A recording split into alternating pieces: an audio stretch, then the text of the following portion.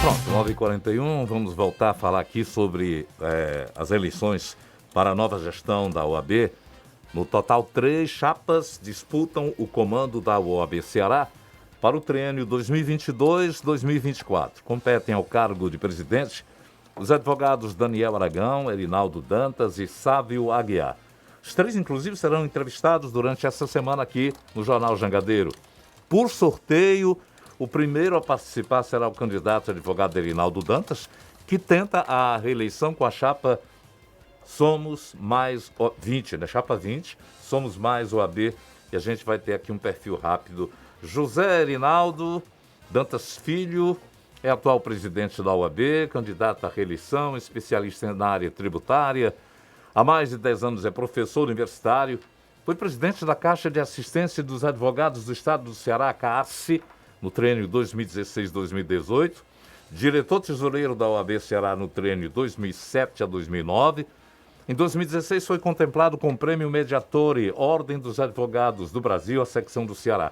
Recebeu uma homenagem pelos relevantes serviços prestados da Assembleia Legislativa do Estado no ano 2016 e nos anos 2013 e 2015 foi contemplado com o título dos advogados mais admirados do Estado do Ceará por meio do site direitoce.com.br. A gente vai ter computados a partir de agora 20 minutos de duração para cada candidato. Já estou conversando aqui com o doutor Erinaldo.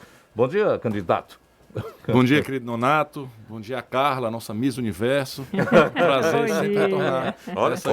Olha que já tem já tem um voto. Já tem o meu voto. Tem um voto. Esse Miss Universo 2022 vai dar o que falar. Doutor Erinaldo, qual vai ser o maior desafio de quem assumir a presidência nos próximos anos? Eu diria, Nonato, que o maior desafio que essa gestão enfrentou é óbvio, foi a Covid, que ninguém esperava. Uhum. Embora a gente pegou desafios pesados, como, por exemplo, a crise de segurança pública, da qual a OAB funcionou como mediadora. Mas eu penso que o próximo desafio é manter a advocacia unida após o período das eleições. Ela tem a possibilidade de haver uma desunião? Eu penso que, mais uma vez, isso é uma pura expectativa. Eu estou aqui especulando. Eu penso que as eleições do ano que vem elas podem provocar uma cisão muito grande no nosso país. Né? Eu falei isso com lamentação. Em vários setores. Em vários setores. Mas é fundamental que a advocacia permaneça unida. Que a gente não esqueça que aquilo que nos une é muito mais forte daquilo que nos separa. E que a arena da OAB não é a arena político-partidária. A arena da OAB é do Estado Democrático de Direito. E é fundamental que todos os nossos inscritos permaneçam sempre firmes na defesa da democracia e que respeitem as divergências dentro da própria classe. É respeitar a colega que vai votar em A, B, C e D e que a gente faça o debate democrático e que a gente parabenize o vencedor e torça pelo sucesso do próximo presidente. É muito importante que a gente mantenha a classe unida e que a OAB trabalhe como uma catalisadora, não pela divisão interna, mas pela união. Que a OAB não tome partido nem de A nem de B, mas que a OAB tome partido pelo Estado Democrático de Direito. O senhor chegou a temer alguma quebra do desiderato constitucional durante esse período de governo? Temer não diria para você, mas eu acho importante sempre a gente reforçar a importância da democracia. Nós temos vários problemas enquanto Estado, inúmeros, mas pelo menos na democracia nós escolhemos os nossos destinos e nós podemos fazer aqui como estamos fazendo na rádio, expondo a nossa opinião. Uhum. Num regime que não é democrático, nem eu posso falar, né, nem a gente tem sequer conhecimento dos problemas, porque os problemas vão existir e eles vão ser abafados. Então é importante que a gente jamais perca essa consciência. E o preço para a democracia, Nonato, é eterna vigilância. A gente tem que sempre reforçar e realçar a importância do momento que a gente vive hoje. Fora esses, quais são os pontos de trabalho para a próxima gestão que o senhor tem a perspectiva de colocá-los em prática? Aí, tratando aqui de uma pauta mais corporativa, eu penso, Nonato, que a gente está vivenciando um momento, eu não diria ainda pós-pandemia, que nós estamos no final da pandemia, então estamos todos aqui de máscara no estúdio ainda. O advogado é um prestador de serviço, então ele depende que a economia rode. Se nós estamos tendo episódios, Donato, por exemplo, quando estourou a pandemia, muitas pessoas se separaram. Isso aumentou a renda de advogados que trabalham com isso. Hoje, Donato, com a crise, Dado interessante. hoje com a crise, as pessoas não estão se separando porque não tem dinheiro para cada um morar nas suas casas. E aí você não contrata advogado, o advogado não ganha dinheiro. Então, com a retração que a economia enfrenta hoje, com a inflação que todo mundo está sofrendo, com o preço do combustível a R$7, as pessoas estão tentando sobreviver. Quanto mais poder contratar advogado para alguma coisa. Então, a advocacia está sofrendo com suas contas mais caras e com a retração da receita. E aí, enquanto ordem, o que, é que a gente tenta fazer? A gente tenta trabalhar na redução de custo. Então, a gente hoje oferece o certificado digital de graça. O que é o certificado digital, Donato? O processo é virtualizado. Então, o advogado só consegue atuar no processo virtualizado se ele provar que ele é ele. E ele tem que adquirir esse certificado. Então, a OAB absorveu isso e todo advogado que esteja em dia com a nossa unidade recebe todo ano um certificado de 12 meses. Ou seja, ele tirou esse custo da vida dele. A advocacia percebeu que não precisa de escritório para trabalhar. Pode trabalhar de casa. Então, não precisa gastar dinheiro com aluguel de escritório, condomínio, energia, enfim. Ele pode trabalhar de casa e, se precisar atender um cliente, a OAB já dispõe hoje de salas de coworking. E a gente vai pegar a nossa antiga sede, Donato, que fica na Pontes Vieira, uma frente Pontes Vieira, na rua de trás, Livro Barreto. Nós estamos construindo uma central de coworking, com várias salas de reunião pequena, média, grande, salão de eventos. Nós estamos Para fazendo promover a participação dos profissionais nesses locais. Sim, o advogado hoje, se quiser atender um cliente, ele atende o cliente lá na OAB. Mas como a gente sabe que o que a gente oferece na OAB hoje são 5 salas, não dá para atender toda a cidade, né? Nós estamos montando em todas as comarcas salas de coworking e aqui em Fortaleza, onde a concentração é maior, um prédio inteiro para o advogado, se quiser atender um cliente, atender lá, reduzindo o custo. Outra coisa que é fundamental, Donato, a gente só tem transformação da sociedade com educação e continuada. Então a gente passou a oferecer na nossa escola diversos cursos para que o advogado, se for o caso, mudar de área, se reinventar, se atualizar. E a gente não só ofereceu esses cursos, como passou a oferecer bolsas de 100% de pós-graduação. Foram 550 bolsas esse ano, queremos dar 1.000 bolsas 100% ano que vem e 2.000 bolsas a partir de diante. Bolsas 100% de pós-graduação para que a advocacia possa se especializar e evoluir através do processo educacional. Você falou aí, citou, inclusive, nas unidades do interior. A gente sabe que no interior do estado a advocacia tem muito a expandir. Qual é um projeto para que isso aconteça? Nós temos 17 subseções no interior do estado e a gente, eu repito sempre, o advogado do interior do estado ele paga a mesma anuidade do advogado da capital e acaba não recebendo os mesmos serviços.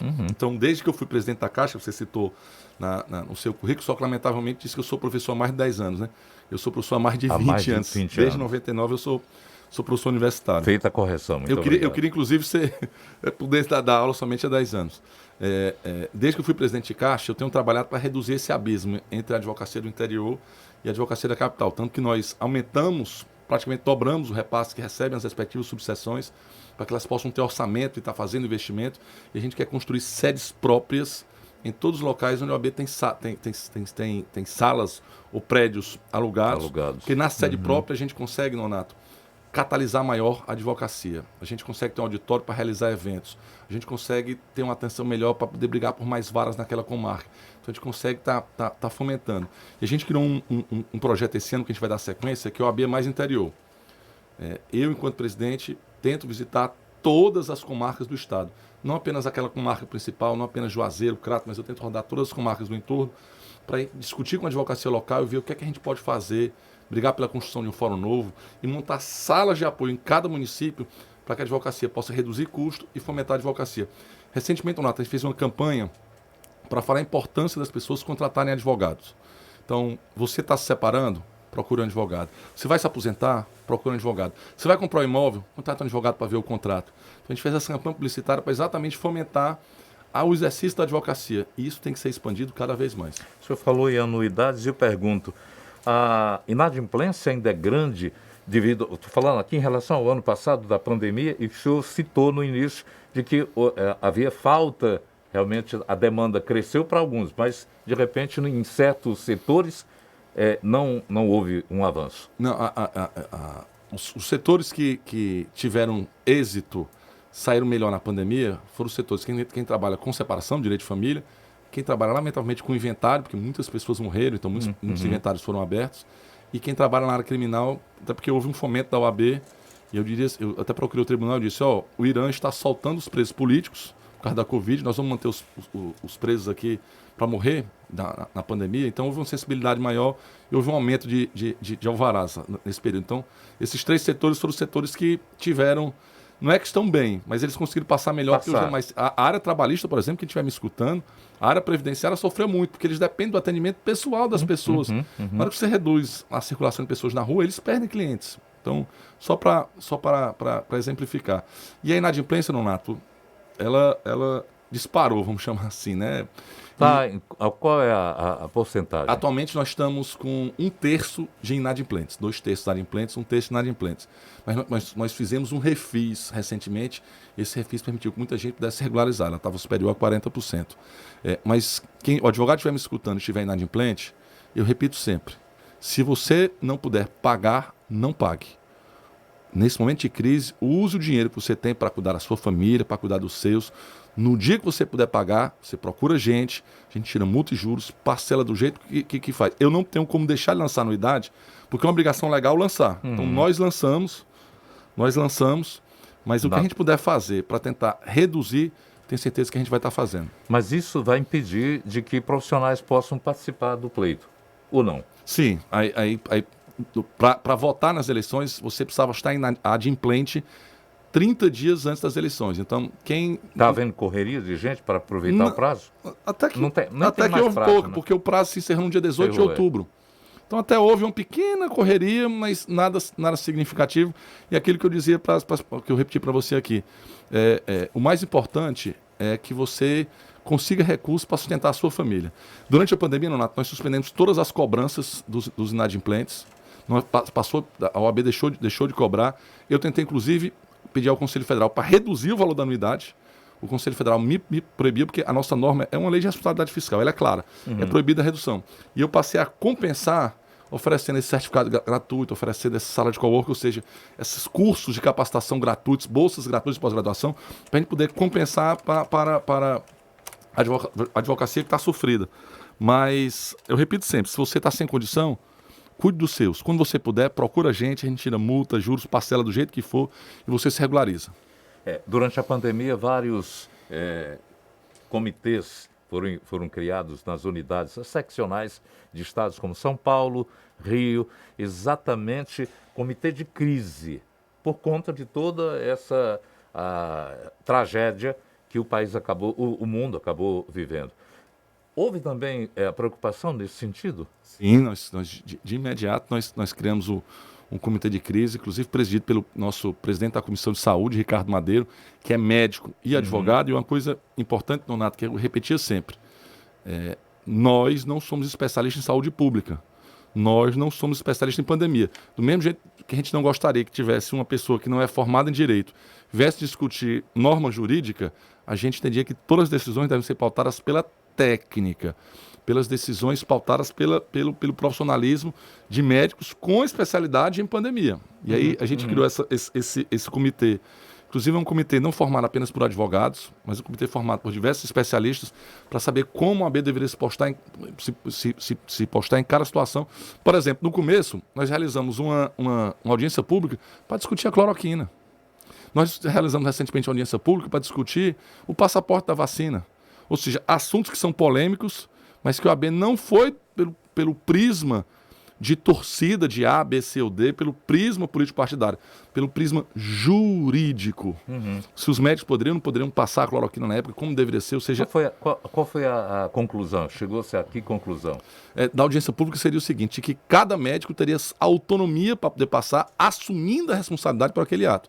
Já que não existia nenhum estudo na época que comprovasse se a cloroquina era eficiente ou não, o médico poderia passar, mas ele assumiria uma responsabilidade por aquilo ali. O ideal, inclusive, que o paciente assinasse um termo assumindo a responsabilidade junto com o médico, de que ele estava passando por um critério experimental e que os dois assumiriam a responsabilidade. Tirando a análise de que se funciona ou não funciona, a gente discutiu o prisma jurídico. O mundo foi todo alterado pelo coronavírus e teve que mudanças, por exemplo, home office para nós que trabalhamos aqui, mas a função social do advogado parece que em tempos de crise exigiu mais de cada profissional, ou não? Sim, né, Estou falando de função social porque o senhor falou que tem advogado que estava sem ganhar dinheiro. Imagina o trabalhador que tem um caso na Justiça Trabalhista e impedido de procurar um advogado e tenha perdido a causa.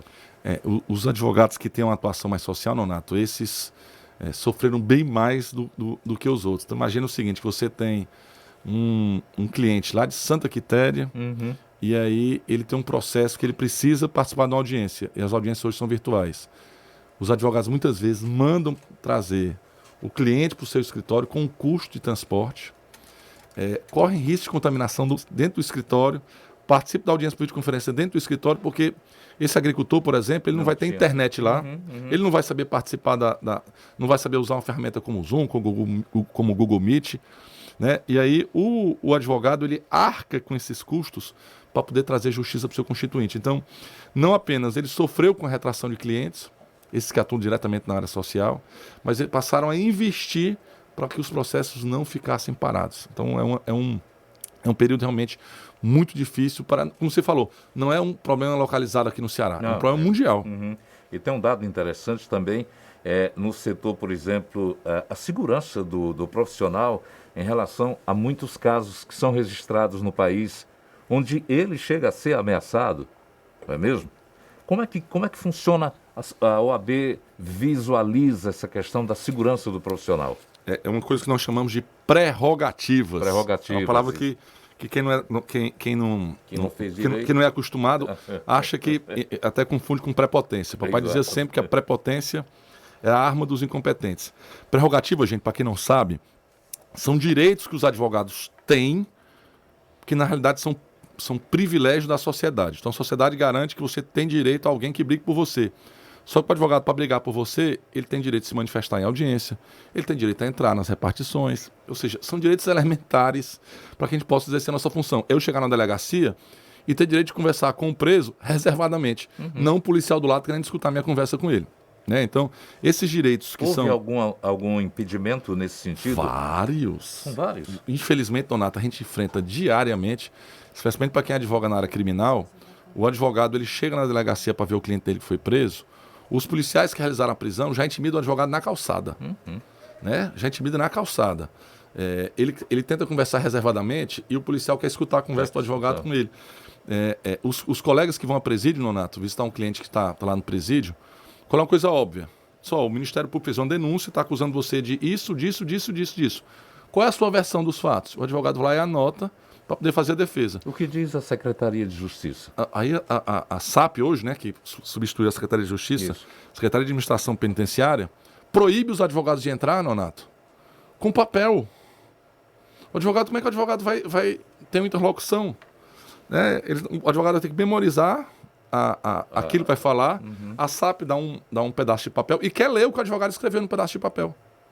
Porque quer acusar o advogado de estar levando bilhete. Mas a OAB não fez nada. Isso não são abusos, não? Não, é um abuso. A OAB entrou com ação na Justiça Federal, a ação está na 6ª Vara, tratando uma série de abusos da SAP. Saiu uma liminar, inclusive parcial, tratando de outros assuntos.